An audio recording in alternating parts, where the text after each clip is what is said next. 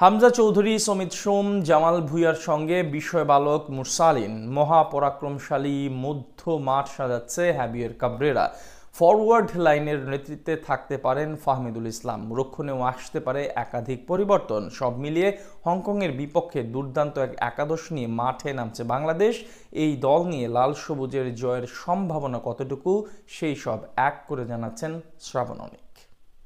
Do or die ম্যাচে আগামী 10 October হংকংয়ের বিপক্ষে মাঠে নামছে বাংলাদেশ জাতীয় দল। এই ম্যাচ জিতলে টিকে থাকবে এশিয়া কাপ খেলার সম্ভাবনা, হারলে স্বপ্নভঙ্গের বেদনা অশ্রু সঙ্গী হবে টাইগার ভক্তদের। তাই আগামী অক্টোবরের ম্যাচটা মহাগুরুত্বপূর্ণ জাতির জন্য। সঙ্গত কারণে এই ম্যাচে নিজের সেরা একাদশ এবং ফরমেশন সাজাবেন কাবরেরা।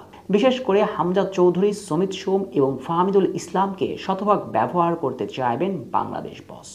তাহলে চলুন এই ম্যাচে বাংলাদেশের একাদশটা কেমন হতে চলেছে সেটাই দেখা যাক। আগের ম্যাচে সিঙ্গাপুরের বিপক্ষে বাংলাদেশের হারের সবচেয়ে বড় কারণ ছিল রক্ষণ দুর্গ।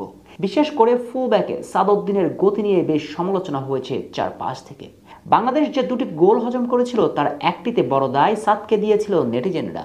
তাই এই ম্যাচে সাদউদ্দিনের একাদশে জায়গা পাওয়ার সম্ভাবনা একেবারেই ক্ষীণ। স্বাভাবিকভাবেই রক্ষণে থাকছে পরিবর্তন। সেক্ষেত্রে এই ম্যাচে গোলবারে দেখা যেতে পারে মিতুল মার্মাকে, যদিও দুর্দান্ত ছন্দে আছেন মেহেদী হাসান শ্রাবণ। তারপরও অভিজ্ঞতার বিচারে টিকে যাবেন মিতুল। বাংলাদেশ বস এই ম্যাচে একাদশে ব্যাক লাইনে রাখতে পারেন 4 জনকে। সেন্টার ব্যাকে তবু বর্মন আর তারেক কাজী থাকছেন। দুই ফুল ব্যাক হিসেবে রাইট ব্যাকে তাজউদ্দিনের সঙ্গে লেফট ব্যাকে থাকতে চলেছে সবচেয়ে বড় চমক। এখানে দেখা যেতে পারে আমেরিকা প্রবাসী তরুণ তুর্কি জায়ান আহমেদকে। বাফের গ্লোবাল ট্রায়াল থেকে দৃশ্যপটে এসেছিলেন জায়ান। এরপর অনূর্ধ্ব 23 এশিয়ান কাপে নজর করা পারফরমেন্স দিয়ে ঠাঁই পেয়েছেন জাতীয় দলের স্কোয়াডে। আর হংকংয়ের বিপক্ষে অভিষেক হয়ে যেতে পারে এই গতি তারকার। ক্যাবরেরার সবচেয়ে বড় শক্তির জায়গা মধ্যমাঠ, যেখানে থাকবেন প্রাণভোমরা হামজার সঙ্গে আরেক সুপারস্টার সমিত সোম। এই দুজনকে কেন্দ্র করে মধ্যমাঠ ঢেলে সাজাবেন বাংলাদেশ বস। এখন প্রশ্ন হচ্ছে এই দুজনের পজিশন মধ্যমাঠে কি হতে পারে। সেক্ষেত্রে হামজাকে সেন্ট্রাল মিডে এবং সুমিতকে দেখা যেতে পারে অ্যাটাকিং মিডে, যেখানে তাকে সঙ্গ দিতে পারেন বিস্ময় বালক মুরসালিন। যদিও নিজেকে কিছুটা হারিয়ে ফেলেছিলেন, তবে আবারও পুরনো রূপে ফিরেছেন টাইগার তরুণ তুর্কি।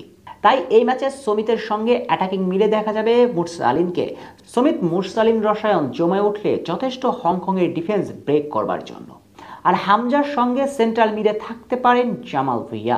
অবশ্য এই জায়গায় সোহেল রানা জুনিয়রকেও রাখতে পারেন কাবরেরা। ফরওয়ার্ড লাইনে স্বাভাবিকভাবেই থাকতে চলেছে 2 জন।